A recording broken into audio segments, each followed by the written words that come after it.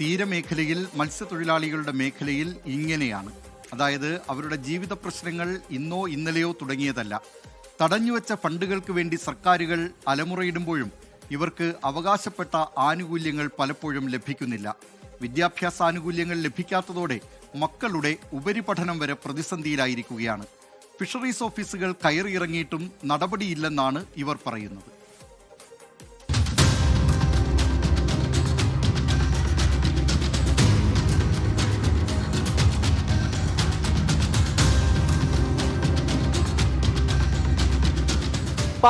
പറഞ്ഞിട്ടും തീരാത്തത്ര വിധം ദുരിതകഥയായി മാറിയിരിക്കുകയാണ് മത്സ്യത്തൊഴിലാളികളുടെ ജീവിത കഥ. ഏത് പ്രതിസന്ധിയിലും കരകയറ്റുമെന്നുള്ള ഉറച്ച പ്രഖ്യാപനവുമായാണ് LDF സർക്കാർ അധികാരത്തിലെത്തിയത്. അധികാരത്തിലെത്തി 10 വർഷമായിട്ടും ഇപ്പോഴും ഇവരുടെ ദുരിതത്തിന് അറുതി ഉണ്ടാകുന്നില്ല.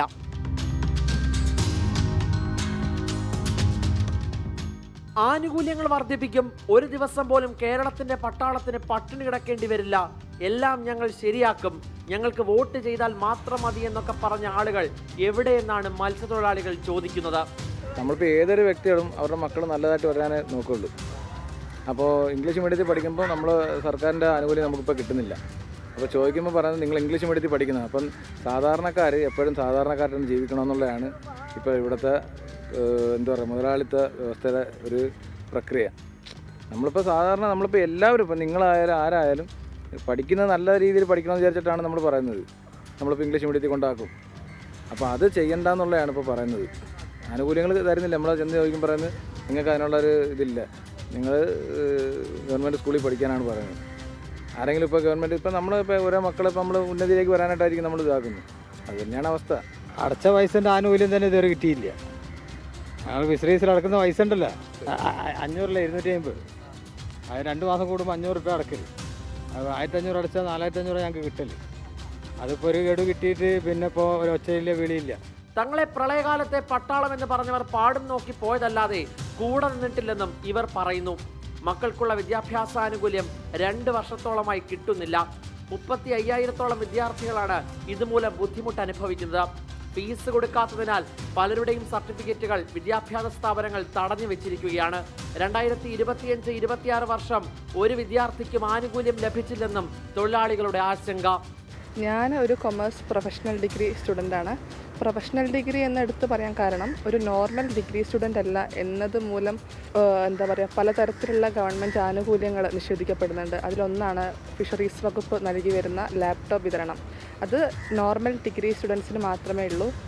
ഒരു പ്രൊഫഷണൽ ഡിഗ്രി ആയതുകൊണ്ട് അത് നിഷേധിക്കപ്പെട്ട സ്റ്റുഡൻസിൽ ഒരാളാണ് ഞാൻ. നമ്മുടെ +2 +1 കാലഘട്ടത്തിൽ നൽകി വരുന്ന സ്റ്റൈപ്പൻഡ് വളരെ ഡിലേ ആയിട്ടാണ് അക്കൗണ്ടിലോട്ടൊക്കെ ക്രെഡിറ്റ് ആവുന്നത്. ഞാൻ തന്നെ പാസ് ഔട്ടായി 2 വർഷങ്ങൾക്ക് ശേഷമൊക്കെയാണ് ആ ഒരു എമൗണ്ട് സ്റ്റൈപ്പൻഡിൻ്റെ ആ ഒരു എമൗണ്ട് ക്രെഡിറ്റ് ആവുന്നത്. കുട്ടികൾക്ക് വേണ്ട ആനുകൂല്യങ്ങളും കാര്യങ്ങളൊക്കെ കിട്ടണമെങ്കിൽ അതിനുള്ള കാര്യങ്ങളൊക്കെ അവർ ചെയ്തു തരണം. അങ്ങനെയുള്ള കാര്യങ്ങളൊന്നും നമുക്ക് ശരിക്കും കിട്ടുന്നില്ല. ഇപ്പോൾ ഒരു ആവശ്യത്തിന് നമ്മളെന്തെങ്കിലും ആവശ്യത്തിന് പോയതാണെങ്കിൽ തന്നെ നമുക്കൊന്നും ഒരു ശരിയായൊരു പ്രതികരണമല്ല അവർ തരുന്നത്. ഒരുപാട് പ്രശ്നങ്ങൾ അഭിനയിക്കുന്നുണ്ട്. വീടിൻ്റെ ചെറിയ പ്രശ്നങ്ങളൊക്കെ ഉണ്ട്. വീടിന് നമ്മൾ ഒരു ഇതിന് വേണ്ടിയിട്ട് റിപ്പയറിനൊക്കെ എഴുതി കൊടുത്തിട്ട് നമുക്ക് പാസ്സായി കിട്ടിയിട്ടില്ല. അങ്ങനെ ഒരുപാട് പ്രശ്നങ്ങളൊക്കെ ഉണ്ട്. പിന്നെ എന്തെങ്കിലും ആവശ്യത്തിനൊക്കെ ഫിഷറീസ് പോയാൽ എന്തെങ്കിലും കാരണങ്ങൾ പറഞ്ഞ് ഒഴിഞ്ഞു മാറാറുണ്ട്. അങ്ങനെയൊക്കെ ഉണ്ട്, കുറേ പ്രശ്നങ്ങളുണ്ട്. ഓഫീസുകൾ കേവലം പഴങ്കടലാസുകൾ സൂക്ഷിക്കുന്ന സ്ഥലമായാണ് ഇവർ കാണുന്നത്. കേന്ദ്ര ഫണ്ട് ലഭിക്കാത്തതാണ് പ്രശ്നപരിഹാരം വൈകുന്നതെന്നാണ് സർക്കാരും ഉദ്യോഗസ്ഥരും പറയുന്നത്. നൂലാമാലകളും സാങ്കേതികത്വം ഒന്നും അറിയില്ല. പട്ടിണിയുടെയും ദാരിദ്ര്യത്തിൻ്റെയും വേദന ഇവർക്ക് നന്നായി അറിയാം.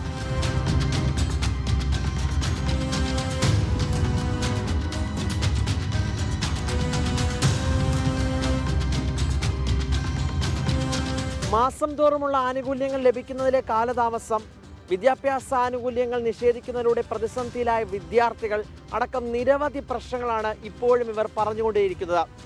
എവിടെ സർക്കാർ, എവിടെ വകുപ്പ്, എവിടെ മന്ത്രി എന്ന ചോദ്യമാണ് ഇവർ ഉന്നയിച്ചുകൊണ്ടേയിരിക്കുന്നത്. കോഴിക്കോട് നിന്നും അനൂപ് നായർക്കൊപ്പം YS അഭിനന്ദ്, 24. ലോകത്തെവിടെയായാലും ഏത് സമയത്തും 24 വാർത്തകളും ഓഗ്മെന്റഡ് റിയാലിറ്റി പാക്കേജുകളും എക്സ്പ്ലെയിനറുകളും വിശദമായി കാണാൻ ഞങ്ങളുടെ YouTube ചാനൽ നിങ്ങൾക്ക് സബ്സ്ക്രൈബ് ചെയ്യാം.